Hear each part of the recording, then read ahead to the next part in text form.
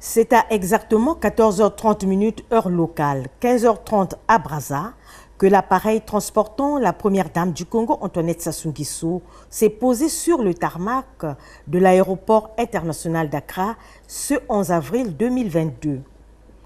À Kotoka Airport d'Accra, la présidente de l'Organisation des Premières Dames d'Afrique pour le développement est chaleureusement accueillie par la députée ministre de la Santé, Tina Gifty Naa Agnelé Mensa, en présence du consul honoraire du Congo au Ghana, M. Jean-Pierre Diasouka. Accra est la capitale du Ghana, pays situé sur la côte atlantique de l'Afrique de l'Ouest, dont les pays limitrophes sont le Burkina Faso, la Côte d'Ivoire et le Togo.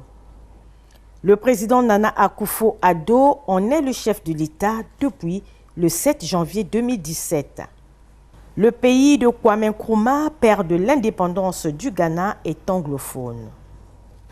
Le dialogue stratégique international sur les MNT, maladies non transmissibles, et les ODD, objectifs de développement durable, constitue le motif général de cette conférence organisée conjointement ce 12 avril 2022 à Accra par l'OMS et les gouvernements norvégiens et ghanéens avec l'appui des partenaires au développement.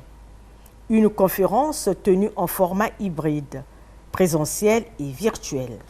Fortement engagée dans les questions d'éducation et de santé pour le bien-être des populations vulnérables, la première dame du Congo, Antoinette Sassou Nguesso, présidente de l'OPDAD, a choisi l'option présentielle aux côtés de sa consoeur première dame du Ghana, Rebecca Akufo-Addo.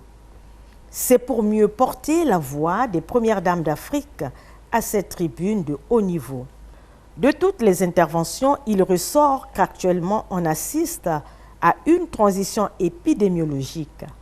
En effet, les maladies non transmissibles constituent de plus en plus les principales causes de morbidité et de mortalité en Afrique, faute de prise en charge.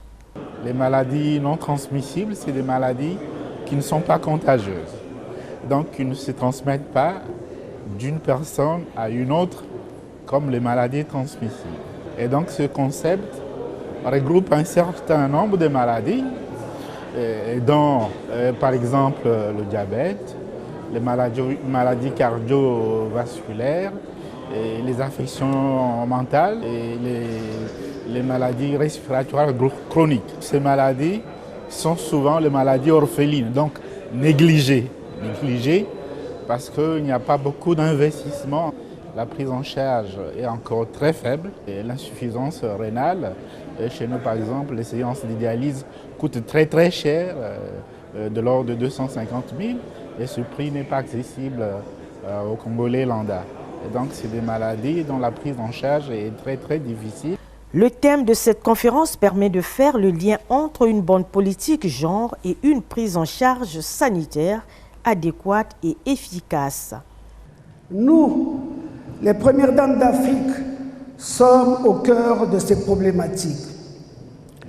En 20 ans d'existence, notre organisation a été témoin des ravages, bien avant la Covid-19, infligés aux femmes et aux filles d'Afrique.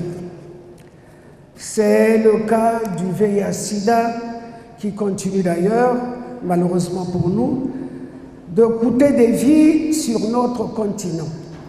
En ce qui concerne la protection contre les maladies non transmissibles, je pense que l'éducation, la sensibilisation des filles, des mères et des parents de façon générale sont des leviers qui pourront réduire leur impact dans nos sociétés. Les premières dames d'Afrique sont conscientes que la question du genre connaît des évolutions inégales sur notre continent, notamment dans l'accès aux soins de santé de qualité.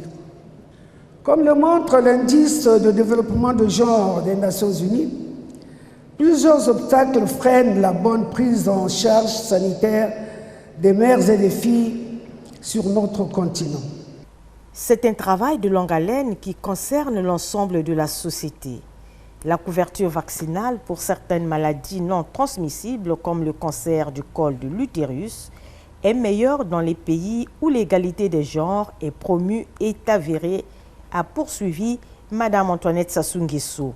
Nous sommes convaincus que si l'autonomie du genre est atteinte dans nos sociétés, le cancer du col de l'utérus, par exemple, sera largement évitable grâce à la promotion et à l'acceptation d'une vaccination massive des jeunes filles.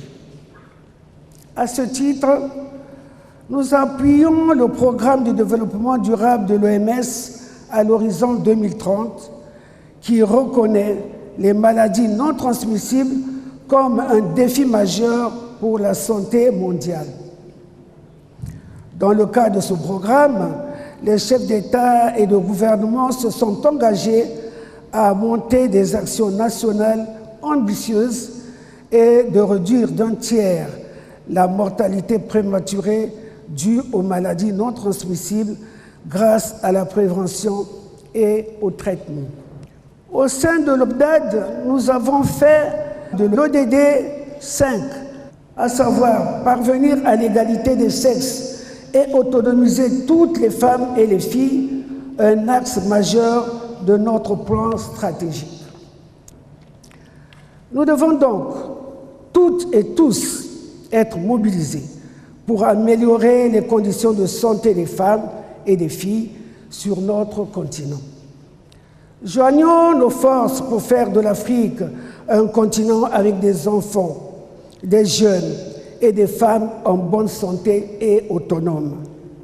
Les maladies non transmissibles ont de ce fait un impact disproportionné dans les pays à faible revenu ou intermédiaire, qui recensent plus des 3/4 des décès liés à ces maladies.